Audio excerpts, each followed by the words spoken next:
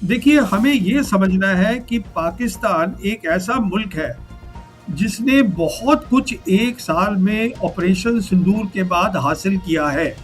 अब एक ही ऐसी ताकत है जो वेस्ट एशिया की नहीं है, पर वो वेस्ट एशिया के साथ परमानेंटली जुड़ गई है, और वो है पाकिस्तान। देखिए, ईरान ने इस एमओयू का नाम दिया है इस्लामाबाद एमओयू। पाकिस्तान का एक परमानेंट रोल है, सिक्योरिटी के रोल के ऊपर है, एक जियोपॉलिटिकल रोल है, एक मीडिएटर से बड़ा रोल है। पाकिस्तान साउथ एशियन कंट्री है, पर वेस्ट एशिया में उसकी हर जगह ज़रूरत है। पाकिस्तान वो मुल्क है जो अमेरिका ने तय किया है, यूरोप ने तय किया है, रीजनल कंट्रीज वेस्ट एशिया की ने तय किया है कि उसने ऑपरेशन सिंदूर में अपनी कन्वेंशनल मिलिट्री कैपेबिलिटी अच्छी दिखाई। पाकिस्तान का जो ओहदा है न्यू वर्ल्ड ऑर्डर में परमानेंटली बहुत बड़ा हो गया है। ट्रेड, कनेक्टिविटी, इकोनॉमिक एक्टिविटी, इस सब में पाकिस्तान जुड़ गया है।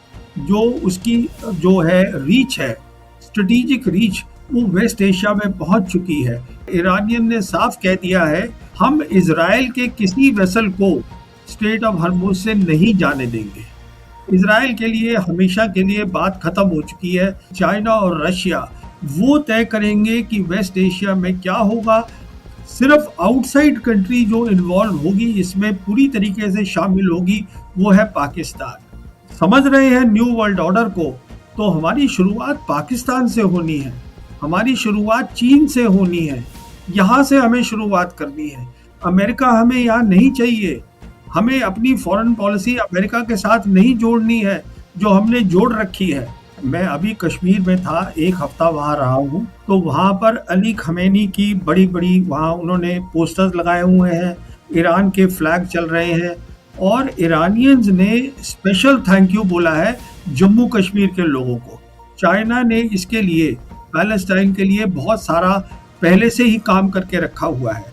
उन्होंने काम ये किया है, तो मुझे बहुत उम्मीद है कि जो काम नहीं हो पाया आज तक, जो कोल्ड वॉर में नहीं हो पाया, जो यूनिपोलर वर्ल्ड में नहीं हो पाया, वो अब हो सकता है।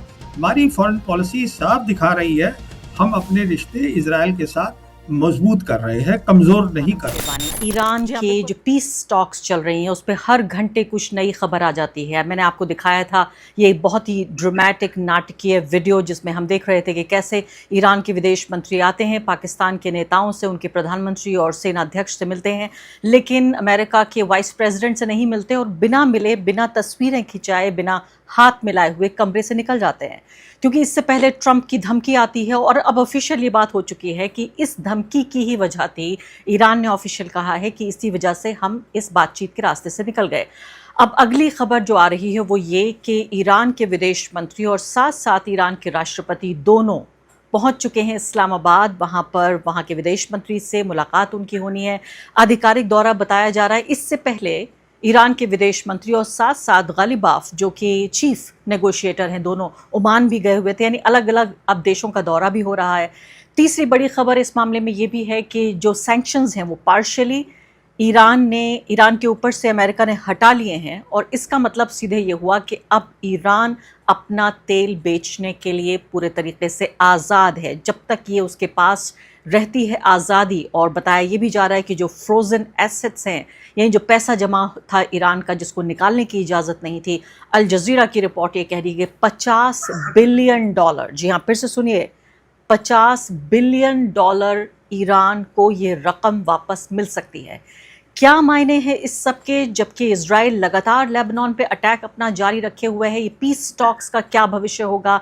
अब ये जो विदेश मंत्री पाकिस्तान गए हुए हैं और साथ साथ राष्ट्रपति भी दोनों पाकिस्तान गए हुए हैं, इससे हम क्या पता लगाएं? ओमान में क्या बातचीत हुई? बहुत सारे सवाल हैं मेरे पास इन चीज़ों का पता लगाने के लिए कि आखिर जो ये खबरें हमारे पास आ रही हैं, इन खबरों के पीछे की खबर क्या है, कैसे समझा जाए कि जो कुछ हमारे सामने हो रहा है वो क्यों हो रहा है और आगे क्या होगा। सबसे पहले प्रवीण साहनी जी, स्विट्ज़रलैंड में जो कुछ हुआ उसको आपने भी देखा, मैंने भी देखा, लेकिन जो मैंने नहीं देखा वो आपने क्या देखा वहाँ?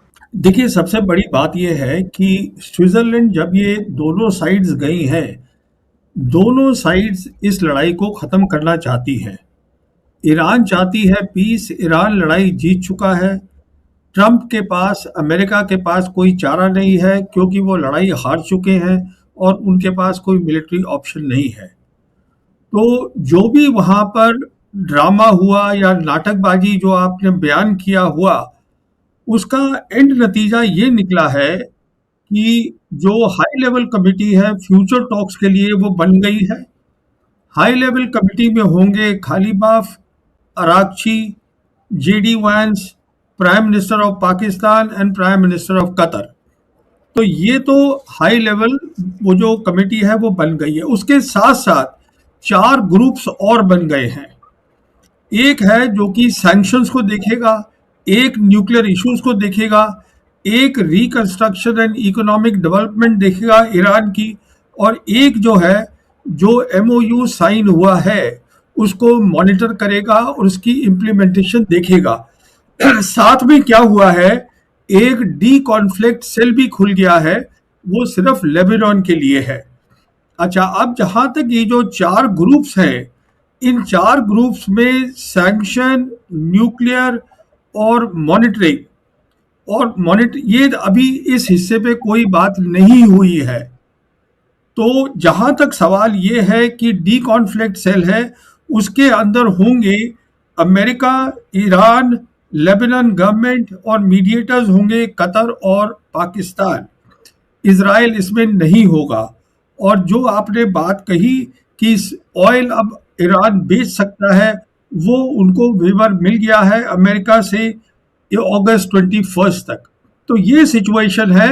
ओवरऑल अब आपको आइडिया हो गया होगा, जो स्विट्जरलैंड में हुआ है वो दिखाता है कि ईरान ये लड़ाई जीत गया है और जो अमेरिका है उसके पास कोई और चारा नहीं था। प्रवीण सानी जी, जो बात समझ में नहीं आई, जो तस्वीरों में हमने देखा और कयास लगाने की कोशिश की, लेकिन उसके बावजूद भी यानी पूरे तरीके से ईगर और आतुर थे जेडी वेंस कि किसी तरीके से जो ईरान के विदेश मंत्री हैं उनकी नज़रें पड़ जाएं उनके ऊपर, वो हाथ मिला लें या गले मिल लें या बातचीत शुरू हो जाए। लेकिन उसी पूरे कमरे में 1 मिनट के भीतर जो पूरी दुनिया की जो एक ग्लोबल डिप्लोमेसी होती है, उसका पूरा एक कोलैप्स देखने को मिला वहाँ पर। डोनाल्ड ट्रंप, जब आप ये कह रहे हैं कि वो ये वॉर हार चुके हैं, ईरान ये जीत चुका है, तो मुझे ज़रा समझाइए, हमारे दर्शकों को भी समझाइए कि एक हारी हुई पार्टी, एक हारा हुआ देश जिसको हम ऑलमोस्ट जैसे कहते हैं बिलबिलाते या गिड़गिड़ाते हुए देख रहे हैं, वो इस तरह के बयान क्यों देता है कि ईरान जो है दुनिया के नक्शे से मिट जाएगा। उन्होंने कहा कि ईरान जो है वो ईरान नाम का कोई देश नहीं बचेगा। उन्होंने ये भी कहा कि हम इतना ईरान को मारेंगे, इतना हिट करेंगे, हार्डर देन एवर बिफोर, जितना पहले कभी ईरान को हमने नुकसान नहीं पहुंचाया, हमला नहीं किया, इतना हम करेंगे। अगर वो हारी हुई पार्टी है तो ऐसे बयान क्यों देगी? देखिए, प्रेसिडेंट ट्रंप को पूरी दुनिया समझ चुकी है, इसमें कोई शक नहीं होना चाहिए कि जो वो बोलते हैं उसकी कोई खास अहमियत होती नहीं है। प्रेसिडेंट है अमेरिका के, पर बोलते कुछ है, ग्राउंड पे कुछ होता है। वो हौसला अफजाई करते हैं अपने लोगों की, अपनी मागा बेस की, कि हमने सब तबाही कर दी है, उनकी नेवी खत्म कर दी है, एयरफोर्स कर दी है खत्म, हम सिविलाइजेशन खत्म करेंगे। हमें ये देखना है कि ग्राउंड पे क्या हो रहा है।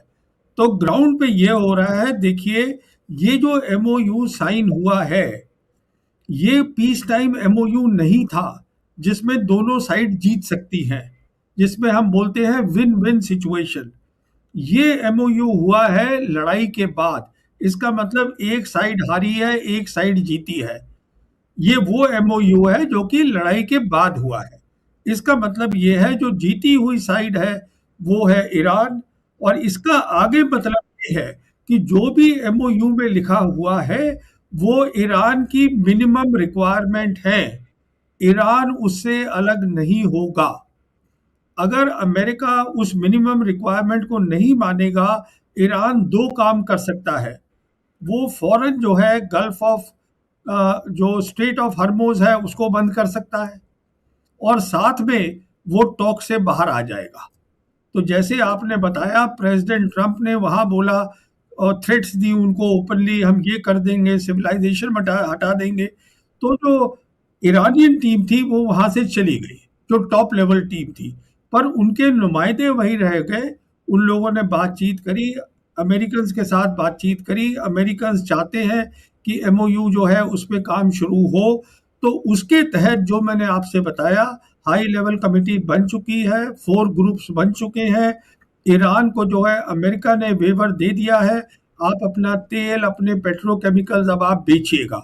और फिलहाल जो है वो स्ट्रेट ऑफ हॉर्मुज़ जो है वो खुला हुआ है, और वो पूरी स्ट्रेट ऑफ हॉर्मुज़ जो है वो ईरान की अथॉरिटी के अंडर है, और जो IRGC की नेवी है वो उसकी पूरी देख रेख कर रही है, उसकी मिलिट्री रिस्पॉन्सिबिलिटी है वहां पे। तो ये सारी सिचुएशन है।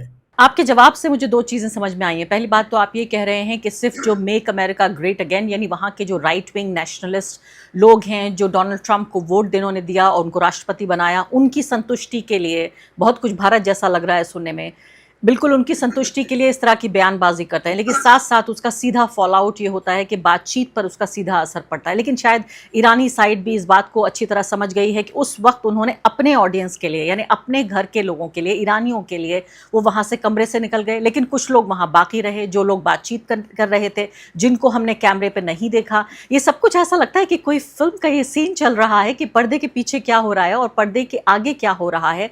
मैं आपकी बात को समझ रही हूँ और समझते हुए भी हैरान हूं कि उनके इन बयानात का सीधा असर पड़ता है इस बात पर कि जो बातचीत हो रही है, लेकिन बातचीत फिर भी हो रही है। अब मैं आपसे सिलसिलेवार तरीके से समझना चाहती हूँ इस बात को कि ये, अब देखिए भारत के तमाम अखबारों में इस वक्त, या आप ऑनलाइन जाएंगे तो सबसे पहले खबर ये छप गई है कि ईरान के ऊपर से सैंक्शन फिलहाल हट गए हैं।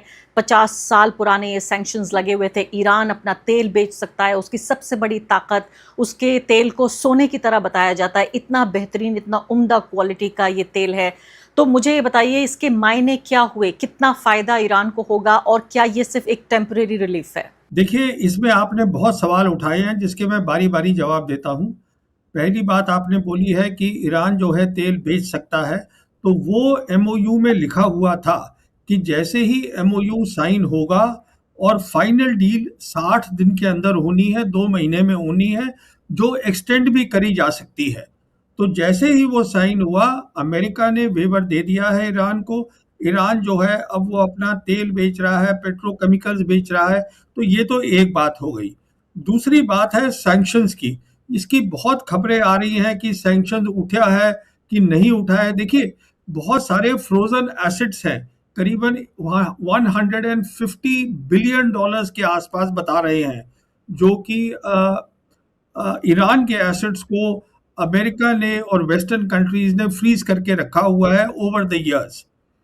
इसमें क्या है कि जो इशाक डार हैं, जो फॉरेन मिनिस्टर हैं पाकिस्तान के, जो बहुत ही इंपॉर्टेंट रोल प्ले कर रहा है पाकिस्तान, उन्होंने बताया है बिल्कुल साफ कि जो सैंक्शंस हैं, जो न्यूक्लियर टॉक्स हैं, और जो MOU को मॉनिटर करना है, ये तीनों चीज़ों पे अभी बातचीत होनी है। अभी इसमें बातचीत नहीं हुई है।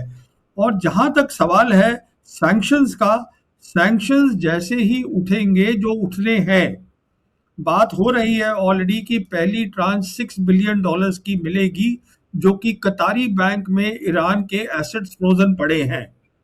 अच्छा, उसके अंदर ऑलरेडी ट्रंप ने बयान देने शुरू कर दिए हैं कि उस पैसे से ईरान जो है वो हमारे फार्मर से सोयाबीन खरीदेगा, सामान खरीदेगा। ईरान ने भी बयान दे दिया है, हम ऐसा कुछ नहीं करेंगे। ये तय करेगा ईरान, जब ईरान के फ्रोजन एसेट्स रिलीज होते हैं तो ईरान तय करेगा कि उसको कैसे हम इस्तेमाल करें। अमेरिका के दबाव में कोई काम नहीं होगा। अब मैं आपको एक लास्ट बात जो आपने शुरू में बोली, जो बहुत ही ज़रूरी बात है, वो ये है, देखिए जो हुआ है वेस्ट एशिया में, एक बहुत बड़ी बात हो गई है। वो ताकत अमेरिका जिसने कोल्ड वॉर जीती, यूनिपोलर वर्ल्ड में रहे, एक अकेली ताकत रही पूरी दुनिया में, जो आज तक दुनिया के इतिहास में नहीं हुआ कि एक ताकत पूरी दुनिया पे राज करे। वो जो है वेस्ट एशिया में ईरान से हार गई है। ये एक बहुत बड़ी बात है, तो इसके बहुत बड़े मायने हैं। अच्छा, अभी बात आती है, दो अलग चीज़ें हैं।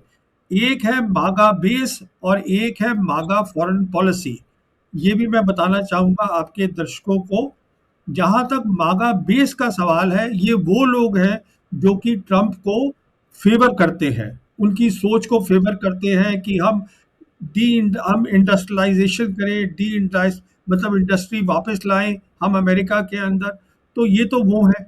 दूसरी है उनकी फॉरेन पॉलिसी जो कि मागा है। इसका मतलब ये है मेक अमेरिका ग्रेट अगेन। आज जो दुनिया मल्टीपोलर हो गई है, वो अपनी फॉरेन पॉलिसी के ज़रिए से उसको फिर से यूनिपोलर बनाने की सोच रहे थे कि फिर से अमेरिका एक अकेली ताकत बन जाए दुनिया के अंदर।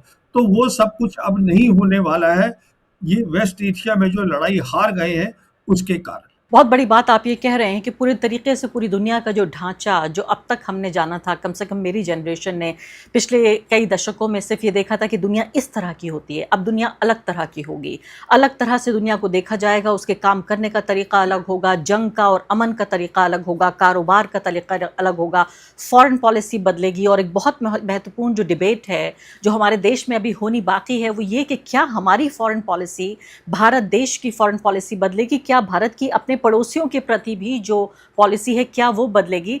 इससे पहले कि इन बड़े बड़े सवालों पर मैं आऊं और आपसे चर्चा भी करूं, मैं सबसे पहले ये समझना चाहती हूं कि अभी जो ईरान के विदेश मंत्री हैं, पहले वो गए ओमान और उसके बाद वो गए हैं पाकिस्तान, साथ साथ वहां के ईरानियन जो राष्ट्रपति हैं वो भी गए हुए हैं पाकिस्तान। इसका क्या ताल्लुक इसी जो टॉक्स अभी चल रही हैं उसी से है या कुछ अलग बात है? किस तरह की ये जुगलबंदी हो रही है जिसको हम समझ नहीं पा रहे? देखिए, ये दो बातें हैं। पहले हमने देखा कि जो फॉरेन मिनिस्टर अरागची है और खालिबाफ हैं, जो उनके टॉप लीडर हैं, जो पार्लियामेंट स्पीकर भी हैं, ये दोनों गए थे ओमान। ओमान की टॉप लीडरशिप से मिले हैं। उसकी इसलिए ज़रूरत है क्योंकि उन्होंने, ईरान ने ओमान के साथ मिलकर एक बनाई है पर्शियन गल्फ स्ट्रेट अथॉरिटी। तो 60 दिन के बाद जब फाइनल डील साइन होती है, अगर होती है, तो उसके बाद जो है वहाँ पर एक तरीके की कोई फीस लगेगी। अब आप उसको टोल बोल लीजिए, आप उसको कोई और नाम दे दीजिए।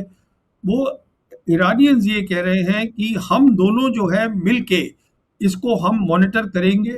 जो भी यहाँ पे शिपिंग होती है, ये हमारा इंटरनल वाटरवे है जिसको हम अलाउ करेंगे as a international waterway under international law. तो उसके लिए वो तो वहाँ गए थे बातचीत करने के लिए। जहाँ तक मिलिट्री का सवाल है, उसकी देख-रेख का सवाल है, इस पूरी पर्शियन गल्फ जो मैं बात कर रहा हूँ, Persian gulf, straight of Hormuz और गल्फ ऑफ ओमान, ये सारी ज़िम्मेदारी जो है वो आईआरजीसी नेवी की है, वो ईरान के पास है। ईरान ही यहाँ से माइन्स भी निकालेगा, कोई बाहर की ताकत नहीं आएगी यहाँ काम करने। उसके बाद जैसे आपने ठीक बताया, पाकिस्तान में पहले गए थे उनके प्रेसिडेंट ईरान के, जो कि पेशिशकियान है, वो गए थे अपनी बहुत बड़ी डेलीगेशन लेकर। और उधर ओमान से अरागची और खाली अरागची जो है वो इधर आ गए हैं पाकिस्तान में। देखिए, हमें ये समझना है कि पाकिस्तान एक ऐसा मुल्क है जिसने बहुत कुछ एक साल में ऑपरेशन सिंदूर के बाद हासिल किया है। पहले मैं आपको समझा दूं क्या हासिल किया है और उसका मतलब क्या है। इस समय देखिए, अरागची जो है उन्होंने ओपनली बताया है, न्यू वर्ल्ड ऑर्डर के तहत जो दुनिया ने आज तक नहीं देखा है, वेस्ट एशिया में जितनी भी रीजनल प्रॉब्लम है उनका रीजनल सोल्यूशन होगा, बाहर की ताकतें वहां नहीं होंगी। और ये एमओयू में भी लिखा हुआ है अलग तरीके से। कहने का मतलब ये है कि अमेरिका को जाना है वेस्ट एशिया छोड़कर, और अरागची ये कोशिश कर रहे हैं अब, जो कि कामयाब हो रहे हैं, कि सारी जो रीजनल ताकतें हैं वेस्ट एशिया की, वो सब एक साथ मिलजुल के काम करें। अब एक ही ऐसी ताकत है जो वेस्ट एशिया की नहीं है, पर वो वेस्ट एशिया के साथ परमानेंटली जुड़ गई है, और वो है पाकिस्तान। कैसे जुड़ गई है? वेस्ट एशिया में जो बड़ी ताकतें हैं, एक तो क्वाड बन गया है। उस क्वाड के अंदर है टर्की, उसके अंदर है इजिप्ट, पाकिस्तान और सऊदी अरेबिया। 4 बड़ी-बड़ी कंट्री ये आपस में बात कर रही हैं। फिर जो ये एमओयू है, देखिए ईरान ने इस एमओयू का नाम दिया है इस्लामाबाद एमओयू, जो कि अमेरिका ने नहीं दिया है। अमेरिका ने उसको सिर्फ एमओयू बोला है। तो जहाँ तक एमओयू का ताल्लुक है, उसके अंदर कतर जुड़ गया है एज मीडिएटर, पाकिस्तान जुड़ गया है एज मीडिएटर, और ईरान और अमेरिका तो हैं ही उसके अंदर। तो अब ये जो डेलीगेशन वहाँ गया है, अब रिश्ते और बेहतर करने हैं ईरान को पाकिस्तान के साथ। पाकिस्तान का एक परमानेंट रोल है सिक्योरिटी के रोल के ऊपर है, एक जियोपॉलिटिकल रोल है, एक मीडिएटर से बड़ा रोल है। मतलब वेस्ट एशिया में आप ये मान के चलिए, पाकिस्तान साउथ एशियन कंट्री है, पर वेस्ट एशिया में उसकी हर जगह ज़रूरत है। अब वो जो गए हैं, जो अराकची हैं और पेशेशकियन जो अपनी बहुत बड़ी डेलीगेशन लेके पाकिस्तान गए हैं, अब वो बातचीत वहाँ हो रही है इकोनॉमिक इश्यूज़ पे, सिक्योरिटी इश्यूज़ पे, मिलिट्री इश्यूज़ पे, टेक्नोलॉजी के ऊपर, तो सब कुछ हो रहा है। देखिए, पाकिस्तान आज एक ऐसा मुल्क है मल्टीपोलर वर्ल्ड में जहाँ 3 बड़ी ताकतें हैं, अमेरिका, चाइना और रशिया। उन तीनों के साथ उसके रिश्ते जो है बहुत अच्छे हैं, जो और किसी कंट्री के नहीं है। पाकिस्तान वो मुल्क है जो अमेरिका ने तय किया है, यूरोप ने तय किया है, रीजनल कंट्रीज वेस्ट एशिया की ने तय किया है कि उसने ऑपरेशन सिंदूर में अपनी कन्वेंशनल मिलिट्री कैपेबिलिटी अच्छी दिखाई। वो मुस्लिम कंट्री है जिसके पास न्यूक्लियर वेपन्स है। तो मैं आपसे ये कहने की कोशिश कर रहा हूँ कि पाकिस्तान का जो ओहदा है न्यू वर्ल्ड ऑर्डर में परमानेंटली बहुत बड़ा हो गया है, ये हमें समझना है। ज़्यादा बड़ा हो गया। और मैं कई ऐसे कमेंटेटर्स को देख रही थी जो अदरवाइज अगर हम देखें तो बहुत ज़्यादा तारीफ नहीं कर सकते, क्योंकि भारत में पाकिस्तान तथाकथित रूप से एक दुश्मन देश के तौर पे जाना जाता है और जाहिर है एक टेरर का स्पॉन्सर रहा है। उस लिहाज से भी एक झिझक भी जो जिन लोगों में थी उनमें भी देख रही हूँ मैं। ब्रह्मा चलानी जैसे लोग भी ये कह रहे हैं कि पाकिस्तान का ओहदा बड़ा है, लेकिन एक ओहदा एक तरफ है और दूसरी तरफ है उसकी यूटिलिटी कि किस वजह से ऐसा हो रहा है। ऑपरेशन सिंदूर की वजह से जाहिर है वेस्ट एशिया में तो उसका असर नहीं होगा। तो मुझे ये बताइए इसकी वजह क्या है? क्या पाकिस्तान का फ़ायदा ये है कि जो भी, यानी एक ऐसा देश जो सऊदी अरब से भी नज़दीक है, ईरान से भी नज़दीक है, अमेरिका से भी नज़दीक है, इन सब से लगातार बातचीत कर सकता है। लेकिन सबसे बड़ी बात जो भारतीय कमेंटेटर्स कहते हैं वो ये, अभी भी जिस तरह से हम देख रहे हैं कि विदेश मंत्री और राष्ट्रपति वहाँ गए, कि अमेरिका जो कुछ भी करवाना चाहता है वो सीधे कराने के बजाय वो चला जाता है पाकिस्तान के रूट से। तो पाकिस्तान भी खुश होता है कि हाँ ठीक है, हमने आपके लिए काम कर दिया और असुविधा नहीं होती, इनकन्वीनियंस नहीं होता अमेरिका को। देखिए, जब तक ये न्यू वर्ल्ड ऑर्डर क्या है, जो मैंने आपको बहुत मुख्तसर तरीके से बताया, इसका मतलब ये है कि जो रीजनल कंट्रीज हैं वो रीजनल सॉल्यूशन निकालें रीजनल प्रॉब्लम्स का, अपने मसलों का हल खुद निकालें। इस नए वर्ल्ड ऑर्डर में आप ये समझिएगा, जो आप कह रही हैं, हमें इसको समझना है न्यू वर्ल्ड ऑर्डर को। इसमें आप देखिएगा जो पाकिस्तान है उसका सऊदी अरेबिया से सिक्योरिटी अरेंजमेंट 1970 से है, कोई नया नहीं है। पर सिंदूर के बाद नवंबर 2025 में उन्होंने फॉर्मल डिफेंस एग्रीमेंट किया। उसके बाद आप देखिए कतर भी उनसे बात कर रहा है। जैसे मैंने आपसे बताया, ये एमओयू में लिखा हुआ है कि अमेरिकन्स को जो है वहाँ वेस्ट एशिया से जाना है, उनको अपनी जो फोर्सेस हैं जो नज़दीक हैं ईरान के, उसको एंड ऑफ द डील तक, मतलब 60 दिन से 30 दिन आगे, मतलब 90 दिन के अंदर अंदर निकालना है। तो कतर से भी वो निकलेंगी। कतर ऑलरेडी बात कर रहा है पाकिस्तान से। तो कहने का मतलब ये है, सिक्योरिटी रोल एक बात है। दूसरी बात ये है कि जब मैं आपसे कह रहा हूँ कि उसका जियोपॉलिटिकल ओहदा बढ़ गया है, इसका मतलब ये है जो ये यूरेशियन लैंड मास आज हम देखते हैं नक्शे के अंदर, माइनस वेस्टर्न यूरोप, यहाँ पे सारा काम हो रहा है। यहाँ पर आपके दर्शकों को शायद मालूम हो, बेल्ट एंड रोड इनिशिएटिव आ रहा है, बहुत आ चुका है। और जो रशिया है उनका यूरेशियन सिक्योरिटी आर्किटेक्चर आ चुका है। इस सब में ट्रेड, कनेक्टिविटी, इकोनॉमिक एक्टिविटी, इस सब में पाकिस्तान जुड़ गया है। मैं आपसे ये कह रहा हूँ, तो ये सिक्योरिटी एक इशू है, बाकी वो नए वर्ल्ड ऑर्डर में जुड़ गया है। और आज जो उसकी जो है रीच है, स्ट्रेटेजिक रीच, वो वेस्ट एशिया में पहुंच चुकी है। तो देखिए, जब तक हिंदुस्तान के एनालिस्ट और सरकार सच्चाई नहीं समझेगी न्यू वर्ल्ड ऑर्डर की, हम अपनी फॉरेन पॉलिसी को कभी भी ठीक नहीं कर पाएंगे, ये मेरा कहना है। तो इसमें झिझक की कोई बात नहीं है। हम डिस्कस कर रहे हैं न्यू वर्ल्ड ऑर्डर और उसमें पाकिस्तान का रोल क्या है। और इससे पहले भी आप कह चुके हैं कि कॉन्फ्लिक्ट नहीं बल्कि कॉपरेशन का ये दौर है और दोनों के बीच रिश्ते फिर से बहाल होने चाहिए। और आप नहीं, हम तो कहेंगे इस देश को जो चलाने वाली संस्था है आरएसएस, वो तो खुद कह रही है कि बातचीत का मौसम आ गया है, बातचीत का अब वक्त आ गया है। लेकिन साथ साथ आर्टिकल्स लिखे जा रहे हैं। अभी भी एक मेजर न्यूज़ वेबसाइट पर मैं आर्टिकल पढ़ रही थी कि पाकिस्तान ये बहाना बना रहा है, दिखा रहा है कि वो पीस टॉक्स करना चाहता है या पीस टॉक्स में एक मीडिएटर का रोल अदा करना चाहता है। उसका फ़ायदा दरअसल वॉर में है। जितनी देर तक ये वॉर चलती रहेगी उसकी अपनी एक हैसियत बनती और बढ़ती रहेगी और पूरी दुनिया को वो दिखाता रहेगा। तो अभी भी इस तरह के आर्टिकल छप रहे हैं। लेकिन मैं ईरान पर वापस लाना चाहती हूँ आपको और ये समझना चाहती हूँ कि ये पूरे जो फसाद है ये शुरू हुआ था इस तरह से कि अमेरिकी राष्ट्रपति हमला इज़राइल के साथ हमला ईरान पर इसलिए करना चाहते थे कि उनका न्यूक्लियर प्रोग्राम जो है उसको ख़त्म कराना था, उनका मिसाइल का, बैलिस्टिक मिसाइल का जो प्रोडक्शन था वो बंद कराना था। बाद में तो ये भी कहने लगे थे कि औरतों को आज़ाद कराना है, वहाँ ह्यूमन राइट्स के लिए भी बात करनी है। डोनाल्ड ट्रंप ने बाकायदा बयान दिया और कहा लोगों से ईरान के कि जाइए अपनी सत्ता पर अपना तख्त पलट दीजिए और अपना सिंहासन हासिल कर लीजिए।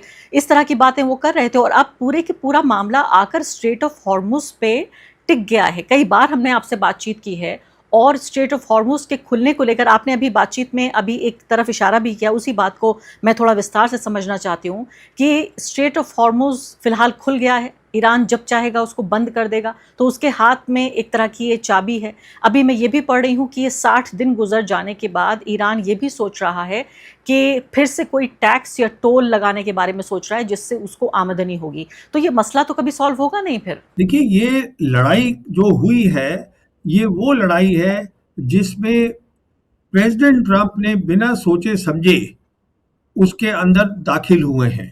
जहां तक नेतन्याहू का सवाल है, उनको पूरी क्लैरिटी थी कि मैं क्या कर रहा हूं। ट्रंप को शुरू से ही नहीं पता था। ट्रंप को ऐसा लगा नेतन्याहू की बात से कि जैसे मैंने वेनेजुएला किया है वही चीज मैं ईरान में भी कर सकता हूं। तो उसका नतीजा अब ये है कि जो सिचुएशन लड़ाई से पहले थी वो सिचुएशन लड़ाई के बाद नहीं हो सकती, क्योंकि लड़ाई के बाद जो ग्राउंड की सिचुएशन है वो बदल चुकी है। तो जो इंटरनेशनल वाटरवे था, स्टेट ऑफ ये हर्मुज, पर्शियन गल्फ स्टेट ऑफ हर्मुज, अब वो नहीं हो सकता। इसीलिए उन्होंने एक अथॉरिटी बनाई है ईरान ने ओमान के साथ मिलके, जिसके जिसके लिए जैसे हम अभी बात कर रहे थे, उनके जो खालिबाफ हैं और जो अराकची हैं वो ओमान गए थे, ओमान की लीडरशिप से बातचीत हुई है। वो यही बातचीत हुई है कि हमको कैसे सारी जीसीसी कंट्रीज को साथ लेके और कैसे हम इसको हमें करना चाहिए आगे का 60 दिन के बाद का, जब डील साइन हो जाती है काम। और जैसे आप बता रही हैं, किसी तरीके का टैक्स पक्का लगेगा, क्योंकि अब वो कह रहे हैं कि सिक्योरिटी टैक्स लगा सकते हैं या और किसी नाम से टैक्स लगा सकते हैं। और ये जो स्ट्रेट ऑफ हर्मुज है, ये पूरा ईरान की नेवी के कब्जे में है और वहीं रहेगा। तो ये कहना कि अब सिचुएशन पहले जैसी हो जाए तो वो नहीं होगी। और ईरानियन ने साफ कह दिया है कि जब फाइनल डील हो भी जाती है, हम इजराइल के किसी वेसल को स्ट्रेट ऑफ हर्मुज से नहीं जाने देंगे। इजराइल के लिए हमेशा के लिए बात खत्म हो चुकी है जहां तक स्ट्रेट ऑफ हर्मुज का ताल्लुक है। जैसे मैं आपसे कह रहा था, ईरान ये लड़ाई जीत गया है, हमको पहले तो ये समझना है। हमको ये नहीं सुनना है कि प्रेसिडेंट ट्रंप क्या बोल रहे हैं, सोशल मीडिया पे क्या लिख रहे हैं, उसकी कोई अहमियत नहीं है। हमें ईरानियन जो बोल रहे हैं उसको सीरियसली लेना है। बिल्कुल, आप सही फरमा रहे हैं और आपने ही, मुझे याद है कई महीने पहले बार-बार इसको दोहराना भी अजीब लगता है कि शायद आप अकेले ऐसे कमेंटेटर, अकेले ऐसे एक्सपर्ट रहे होंगे जब इस बात को कह रहे थे और बाकी हमारे दर्शक कमेंट्स में लिख रहे थे कि ये क्या कोई दीवाने हैं, ये कहाँ से कौन-सी मनोहर कहानियाँ पढ़ते हैं ये कह रहे हैं कि ईरान अपनी शर्तों पर इस जंग को ख़त्म करेगा, तब ये जंग ख़त्म होगी। और आपने इन एज़ मैनी वर्ड्स, इतने ही शब्दों में आपने इस बात को कहा था और वही सब कुछ हमारे सामने एक फ़िल्म की तरह ऐसा लग रहा है कि रोल हो रहा है। और मुझे वो तमाम इंटरव्यूज़ जो आपने मुझे दिए इस चैनल पर जो एयर हुए हैं, वो सब एक फ्लैशबैक की तरह इस वक्त मेरे सामने आ रहे हैं और मैं भी आपकी बात पे यकीन नहीं करती थी, बार-बार क्रॉस क्वेश्चन करती थी और आज मैं आपसे वही सवाल पूछ रही हूँ। हमारे उन दर्शकों की जानकारी के लिए, देखिए हॉर्मुज़ कोई ऐसी चीज़ नहीं है जो हमने किताबों में पढ़ा हो या हमें पता हो क्या चीज़ है। थोड़ी-सी एक जानकारी ये चाहती हूँ आपसे, फिर मैं 1-2 आपसे इंडिया सेंट्रिक सवाल भी पूछूँगी। भारतीय दर्शक इसको देख रहे हैं कि उन्हें कैसे इसको इस जंग को देखना चाहिए कि हॉर्मुज़ की स्थिति इस जंग से पहले क्या थी, इस जंग के बाद अभी जो है वो क्या है और 60 दिनों के बाद क्या होगी? तो देखिए, जहाँ तक जंग से पहले हमने देखा था कि जब 12 डे वॉर हुई थी 2025 में, 12 डे वॉर में ईरान ने स्ट्रेट ऑफ हर्मुज़ बंद नहीं किया था, पर जो हूथीज थे वो एक्टिव थे रेड सी के अंदर। अब उन्होंने क्या किया है, क्योंकि ये स्ट्रेट ऑफ हर्मुज़ हमेशा खुला रहा है, जहाँ तक ईरान और ओमान का ताल्लुक है, वो 1974 से ये बात कर रहे हैं कि ये हमारा इंटरनल वाटरवे है, ये हमारा वाटरवे है। अगर आप नक्शा देखिएगा तो ये इनका इंटरनल वाटरवे है, पर उसको उसके बारे में कोई दुनिया से बात नहीं कर रहे थे। अब उन्होंने क्या किया है समझदारी के साथ कि जैसे ही लड़ाई शुरू हुई है 28 फरवरी को, जो अग्रेशन किया है अमेरिका ने और इजराइल ने मिलके, पहली चीज उन्होंने क्या करा, स्ट्रेट ऑफ हर्मुज को बंद कर दिया।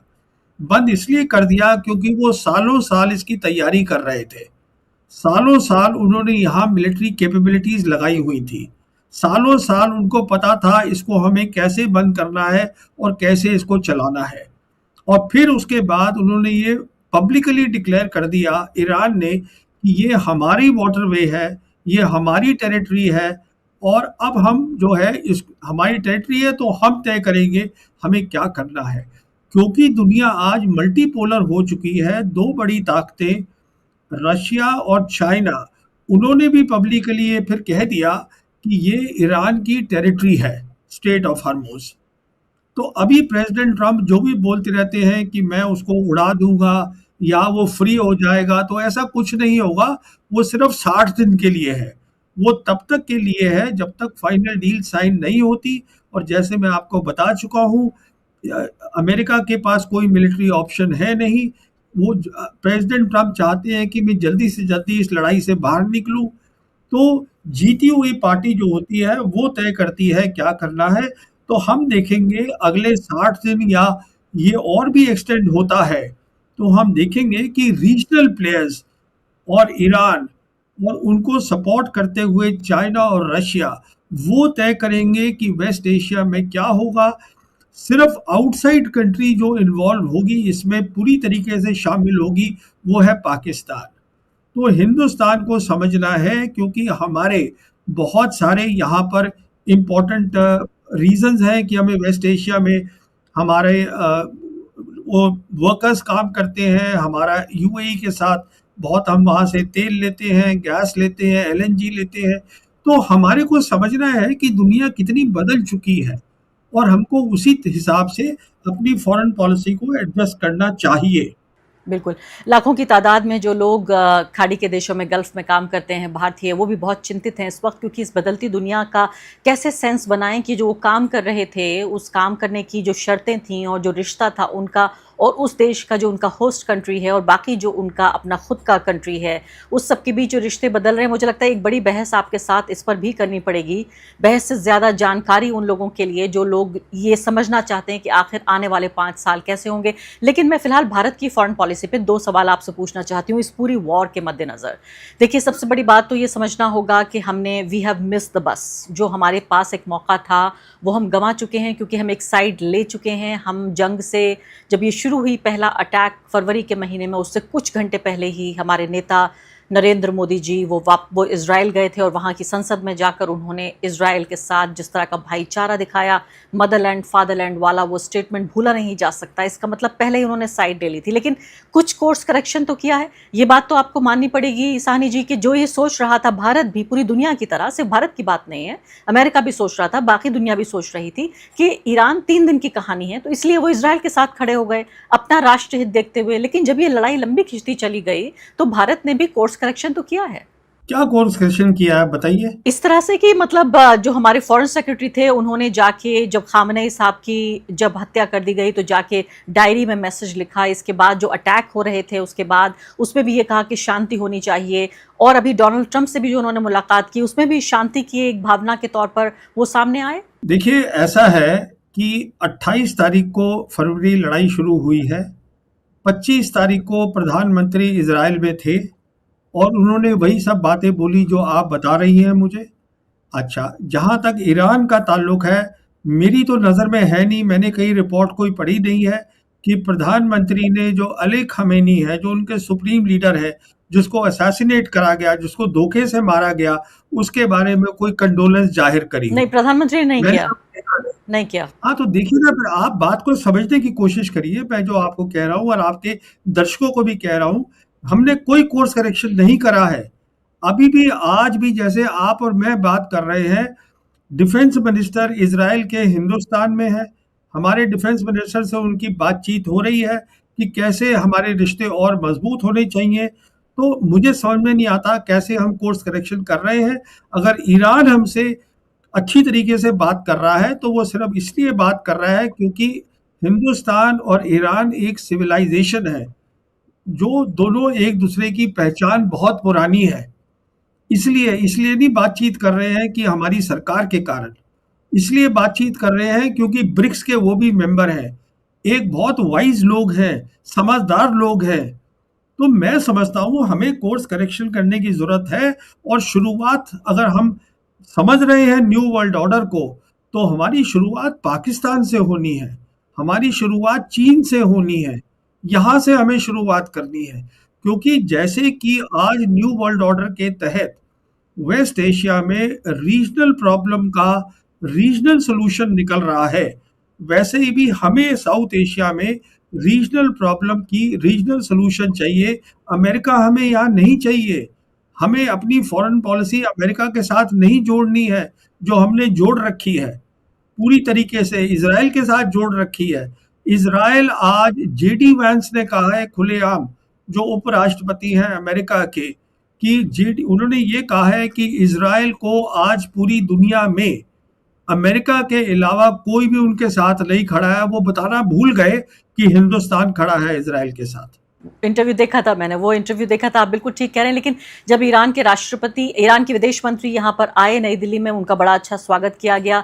भारत ने और भारत के लोगों ने काफ़ी जो है वो जो दवाई का सामान था, इसके अलावा कश्मीर से भी आप देखिए इतनी मदद गई, और भारत ने वो सब कुछ एक फैसिलिटेट तो कराया, सारी चीज़ें भेजने में काम तो किया। तो मैं कहूँगी एक नर्म रवैया तो अपनाया, एक दोस्त जैसी भूमिका। देखिए, ऐसा है, मैं अभी कश्मीर में था, एक हफ्ता वहाँ रहा हूँ।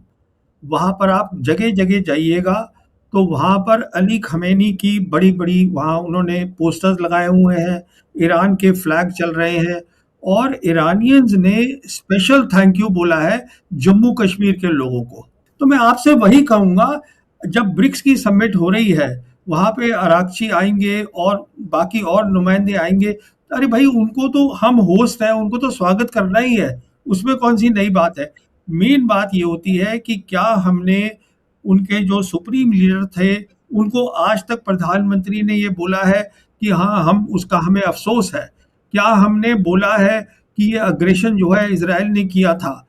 क्या हमने बोला है कि इज़राइल ने क्या-क्या गाज़ा में किया है और जो कर रहा है? आप जानती हैं गाज़ा में सीज़ फायर है 1 साल से, और उसके बावजूद जो है इज़राइल ने वहाँ पर 1000 से ज़्यादा लोगों को मार दिया है।